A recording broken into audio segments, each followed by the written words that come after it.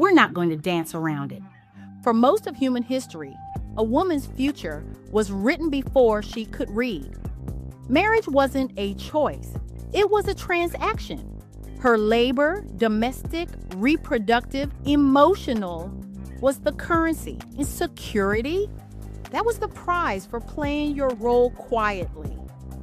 Let's be clear, domestic labor was never living. It was survival disguised as virtue. Fast forward to the 1940s through the 1970s, marriage as security was the operating system. Get married, have children, keep the home.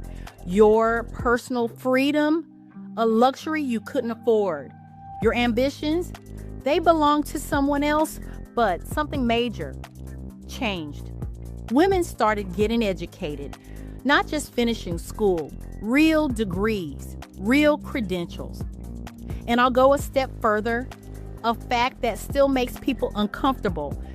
Black women now represent a leading group in educational attainment in America. Not catching up, leading. That's not a footnote. That's the engine of a revolution. Because once you have your own education, your own income, your own future, marriage stops looking like safety and starts looking like a risk, a restriction, a form of bondage dressed up in white lace. And women are saying it out loud now. Not in academic papers, in their lives, in their choices, in the silence where wedding photos used to be. Here's the new reality. A growing number of women are stepping back from traditional marriage and motherhood entirely. Not delaying, stepping back. They're choosing self-determined lives, reclaimed time, boardrooms over bare feet, luxury trips around the world over being trapped in a kitchen that someone else calls home. And no, that's not selfish, that's statistical. Let's talk about the birth rate, because the data is screaming. In 2025, the U.S. fertility rate hit another record low, 53.1 births per 1,000 women. Globally, we're down to about 2.2 children per woman. That's just above replacement level and dropping. People want to blame the economy, housing costs, childcare. And yes, those are real, but that's not the full story. Let's be crystal clear. Being married or having children has never guaranteed a woman financial security, nor has it ever proven that longevity, happiness, fulfillment, or contentment was part of the marriage equation. The real driver? Women are finally asking, what do I want? Not what their mother wanted, not what their church, culture, or political party wants, what they want. And more, the answer is not a stroller. It's a passport, individual and financial growth. It's a promotion and days with no one else's needs to manage. This isn't a trend. This is a goddamn demographic earthquake. Because when you prioritize higher education and career stability, childbirth gets delayed. And when you delay it long enough, for some women indefinitely, you realize you never actually wanted it. You were just told you did. From the age of 14, my grandmothers, both of them, encouraged me to get to it. Or else by the age of 16, I was going to be called an old maid. I couldn't believe my ears. Forget about my hopes and dreams, just get knocked up, huh? Now, let's get specific about communities, because the data doesn't lie. Among Black women, the shift is unmistakable. For decades, societal norms and limited professional access meant marriage and child rearing were the only safety nets. Now, Black women are earning degrees at higher rates than any other group. They're leading in entrepreneurship. They're redefining success on their own timeline. And that timeline increasingly does not include being a wife or mother by 30 or 40 or ever. That's not bitterness. That's liberation with a spreadsheet. Now, let's look at the setback. Social hurdles are still very real. Lack of paid parental leave, job insecurity. The crushing cost of childcare can exceed rent in most major cities. That's not an accident. That's by design, ladies. Because when childcare costs more than your rent, more than your mortgage, you start doing the math. And the math is unthinkable once you sit with it. You realize I could work 40 hours a week, pay someone else to raise my child, and barely break even. Or I could quit, stay home, become a full-time mother. And at least we're not losing money, but that's if you have a husband or a man that's holding you guys down, 100% handling the bills. But nowadays, even that's not enough sometimes. It's hard to survive with 2 incomes, let alone 1. So, you see, where's the win? That's not a choice. That's a trap. The system isn't just expensive. It's structured to make staying home feel like the only logical decision. Push women out of the workforce, not with a law, but with a calculator. Make childcare so punishing that she volunteers to leave. She tells herself it's temporary. Just until preschool, just until kindergarten, just until, and then years disappear. Promotions vanish. Retirement savings never happen. Her career becomes a memory. Her identity becomes mom. And the machine keeps running because she's on her back or back in the kitchen barefoot, raising the next generation of workers while her own labor is erased from the economy. That's the trap, not a locked door, a slow, expensive, quiet surrender. And more women are finally seeing it for what it is. But guess what's changing? Women are no longer willing to dismantle their lives to accommodate a system that was never built for them. Men never expected women would out-educate or outpace them financially to where we no longer relied on them. From this perspective, women are opting out. Not dramatically or with protests, but oftentimes quiet and decisively. They invest in themselves, travel, and build careers, a life our ancestors could only imagine. We now sleep in and are saying no to proposals on that contract because we can, and yes to our own ambitions. And the birth rate keeps falling. Some will call this a crisis. But crisis for whom? For industries built on cheap domestic labor? For political movements that need a growing population? For men who were raised to believe a wife and children were entitlements? Because for women, this isn't a crisis. This is the first real freedom they've ever had. But then something happened that poured gasoline on the fire. Now, let's change the focus a bit. Let's look at our president and reproductive rights. The Dobbs decision in 2022, engineered by the 3 Supreme Court justices he appointed, didn't just restrict reproductive rights. It sent a message. Women heard it loud and clear. Your body is not your own. Your future is not your own. The state has a claim on your uterus. And the irony is that people in power were betting on this.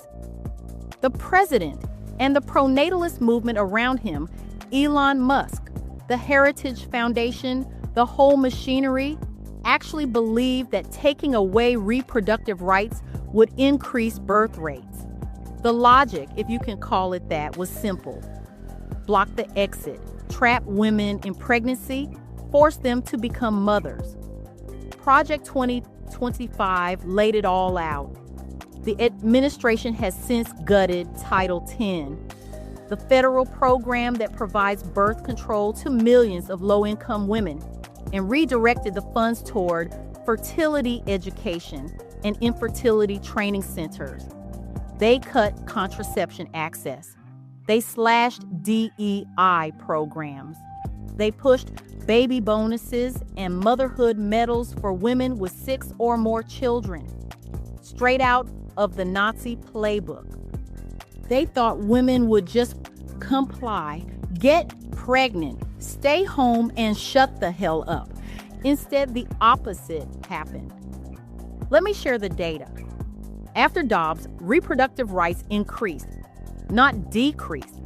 A massive study analyzing over 1.2 million pregnancies found that overall reproductive rights utilization rose from 20.5% to 22.2% after the ruling. Pharmaceutical reproductive rights, the kind women can get by mail, jumped even higher. Women didn't stop terminating pregnancies.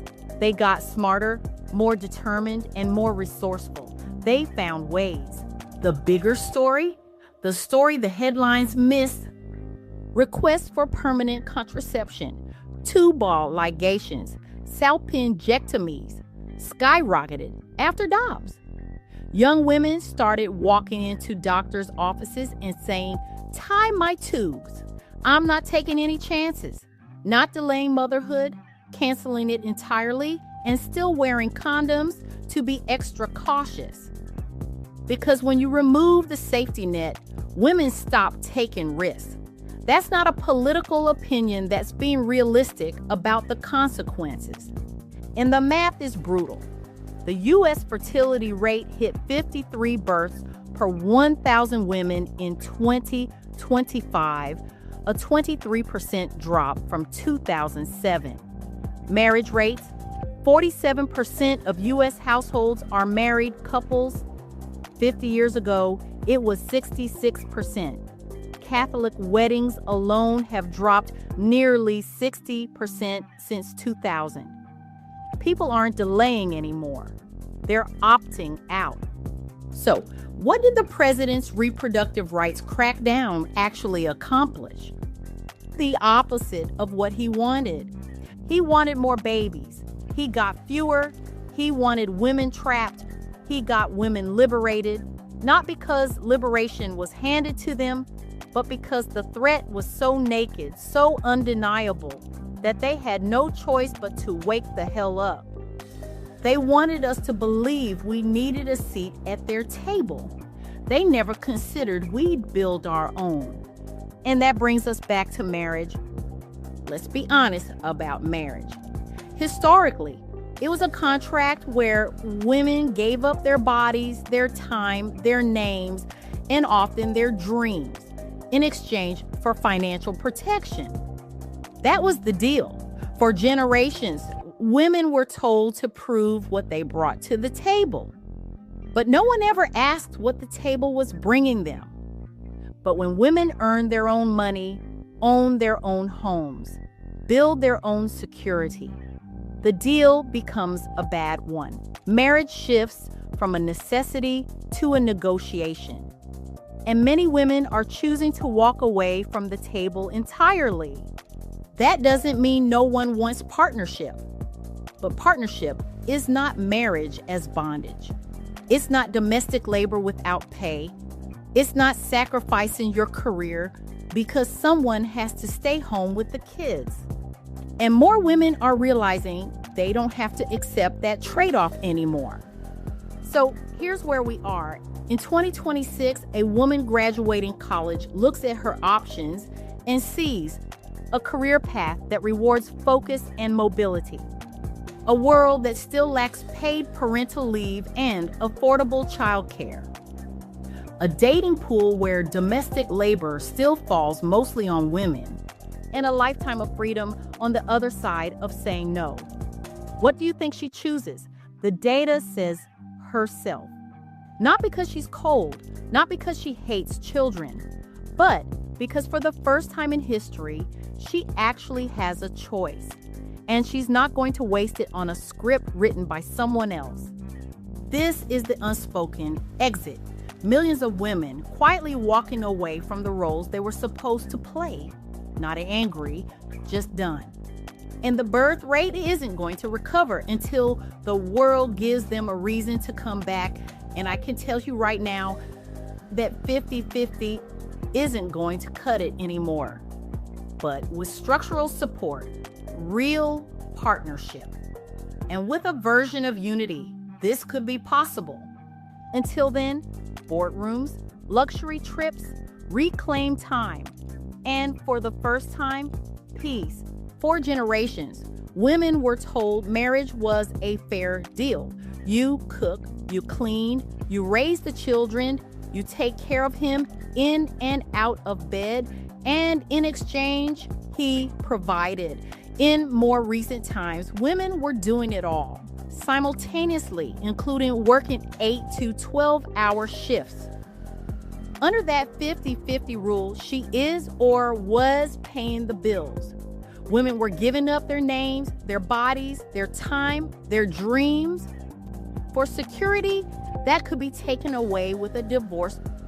There has never been anything fair or equal about being a married woman while working outside the home and doing 50-50 and returning home only to do it all alone. Never. Back then, choices were limited. I get it. Women didn't have many choices because they weren't allowed to have their own bank accounts, credit cards, etc. Those days are gone. They see that the government will come for their rights the second it gets the chance. They see that marriage, for all its romantic glow, is still a contract where women do the lion's share of unpaid labor. They see that motherhood is a life sentence of sacrifice and that nobody is coming to help. So, yes, marriage and birth rates are down. Women are choosing themselves. Not because they're selfish, but because women are taking full advantage of their right to choose. And they're not going to waste it on a system that has never, ever served them. It would seem that the president wanted to force women back into the kitchen. Instead, he pushed them into the boardroom, onto the plane, into their own apartments with their own names on the lease. The birth rate is a casualty of a war women didn't start, but finally decided to win. And that's not tragedy, that's consequence. And I'll end with this. You know the question, the one women have been asked forever. What do you bring to the table? As if we're applicants, as if we need to prove our worth. See, what they fail to see is that we've been bringing everything, our bodies, time, labor, dreams, including the table. See, the focus is and always has been the table. What can she place before me? And the trick of knowing is this: everything that was used up, things you used to prepare that table, your bodies, your time, labor, and your dreams, is instantly disregarded, and those things are cut short and ignored so that someone else could eat. We set the table, we cooked the meal, we cleaned up after. And still, the question comes down to this very thing every single time. We're not negotiating, auditioning, shrinking ourselves to fit a man's expectations. We've built our own. Again, you're going to find passports, not grocery lists, investments and real estate contracts, not permission slips, trips, homes, and cars paid in full, not laundry piles. Reclaim time, not lost years. In 2026, I promise you, women are only seeking dynamic partnerships that's functional and beneficial, not 50-50. So, when a man asks, what do you bring to the table? The answer is simple. I am the table. Until next time.